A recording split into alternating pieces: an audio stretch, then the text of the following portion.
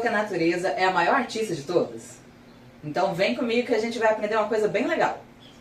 As Cores da Natureza, Experimentando Pigmentos Naturais, é uma pequena série de 5 vídeos com duração de 3 minutos cada, mostrando para vocês um pouco sobre essa questão dos pigmentos naturais e o que a gente consegue fazer com eles. Esse projeto foi viabilizado através da Lei Aldir Blanc, em uma parceria com a Secretaria Municipal de Cultura do município de Aurelândia do Norte.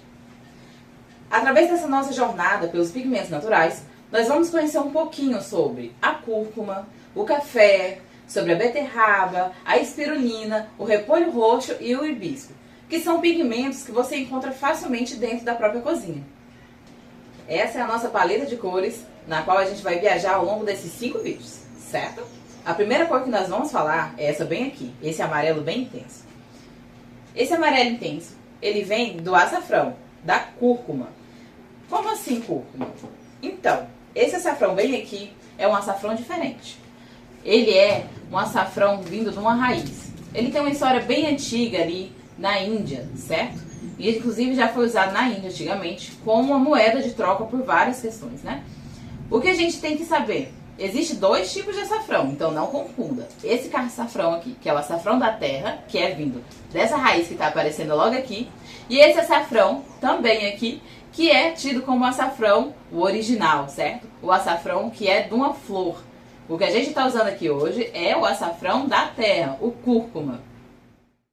Damos início à pintura, que vai nos acompanhar até o final dos 5 vídeos. Inicialmente, eu começo trabalhando a questão do fundo da imagem, certo? Aplicando esse tom amarelado. O amarelo é nada mais, nada menos que o açafrão em pó diluído em água.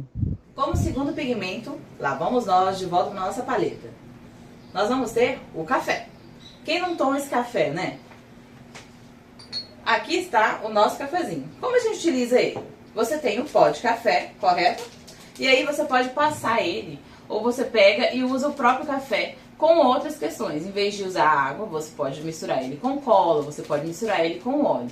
Vai depender da sua, usabilidade.